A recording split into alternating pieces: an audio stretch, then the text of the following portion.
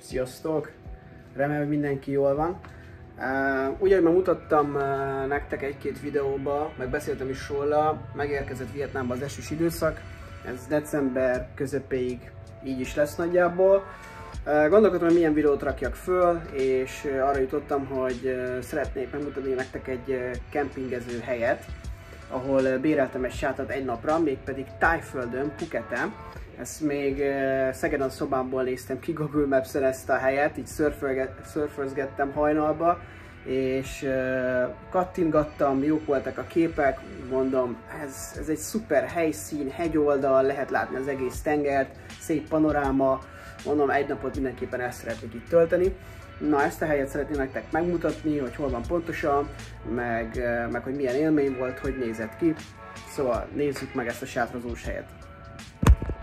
Meg is érkeztünk ide Phuketre, Thaiföldre, és mutatom is, hogy hol laktam. Itt Phuket Old Town-ban laktam, és innen Grabbel, motortaxival lemotoroztam, elég hosszú volt az út, ilyen 25 perc, 30 perc körül, idáig, eddig a pontig, és akkor itt pedig a szállásadónak az egyik embere eljött jeeppel értem, és akkor jeeppel jöttünk be egészen idáig, Dragon Camping, ez a neve, és ja. Ezt az utat nézzétek, skacok, itt megyünk a jeeppel. Azt a mindenit, oké. Azt a mindenit. Hát ezt nem hiszem el.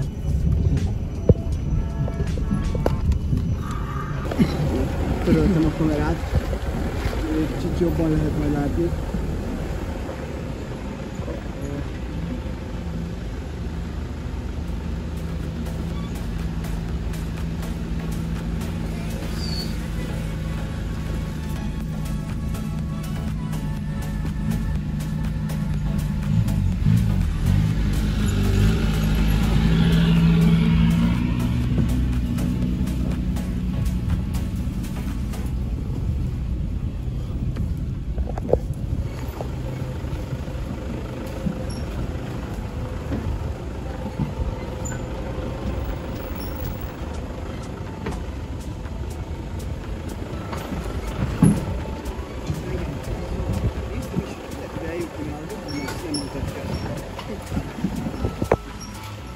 A műhold utas képen is járnak kapcsolatban a fák miatt. És ezt látjuk. Ez a camping, ez nagyon komoly lesz.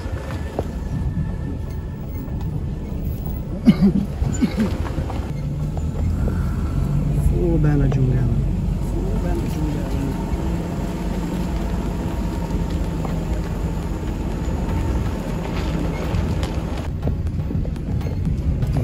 És a kemping helyszínhez.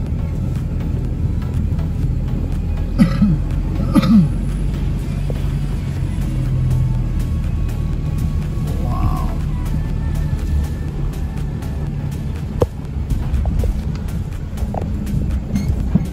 Ez lesz itt a camping spot.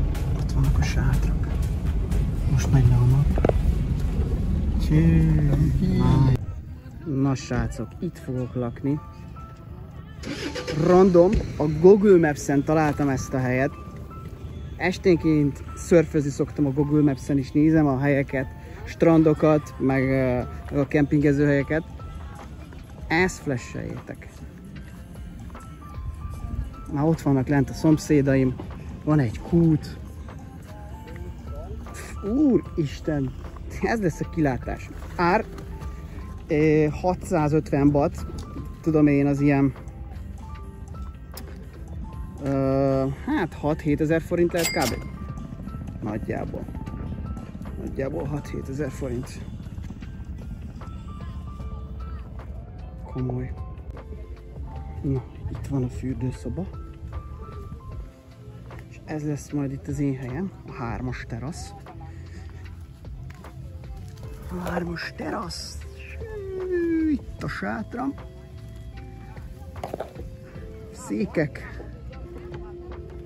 Ez lesz a ma esti view. Mit felejtettem elvenni? Sört. Mindegy. Vizem az van, chipsem az van. Mindjárt megkérdezem őket, hogy van-e sörük. Csű. Nem rossz.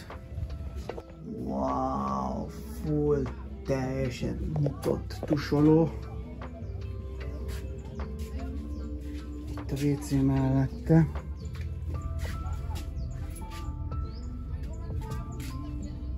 És itt van a 3-as terasz. Itt fogok lakni. Hoztak asztalt is, székeket. Itt a szállásom, és ez a kilátás.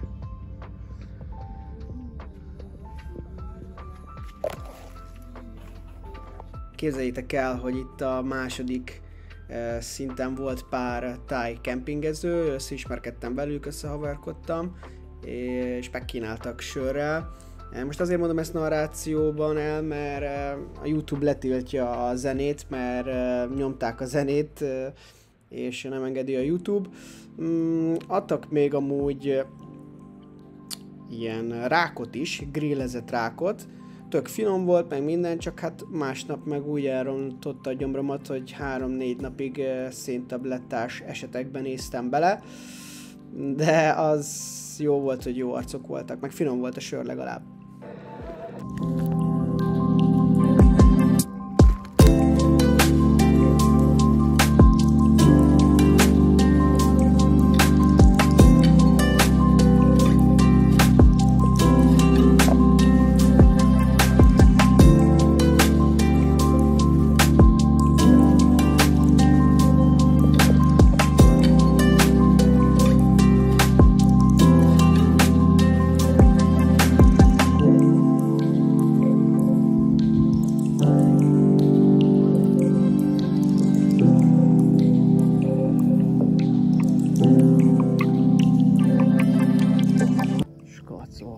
Ezt nézzétek, mit kaptam. Egy kis seafoodot. Grillezett seafood. Rizs. Akik följebb vannak tájok, a második teraszon vannak. Mondja a srác, hogy figyelj már. Nem vagy éhes? Nem. El vagyok köz. Figyelj. Itt van ez a izé. Egyéb. Mondom, kösz.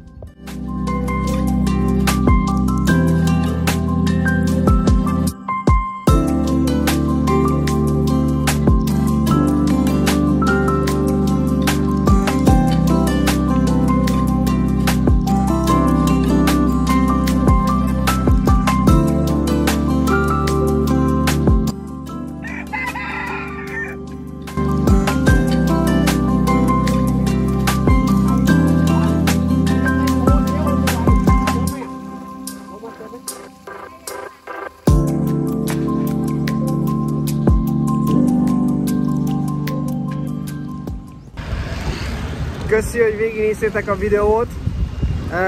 Aki nem tudná, ugye a cél az volt, hogy a lehető legolcsóbban kijutni Vietnámba.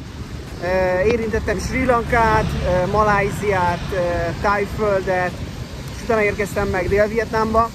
Körülmentem egész Vietnámon, 3 hónapig utaztam, rengeteg felvételem van, szóval ezeket is meg fogom posztolni, főleg ha ilyen esős napok vannak. Nagyjából ennyit akartam. Építem a YouTube csatornát, szóval köszönöm szépen, hogyha feliratkoztok, meg megosztjátok a videókat. Most pedig flashelgetem a forgalmat, hogy nehogy meghalljak.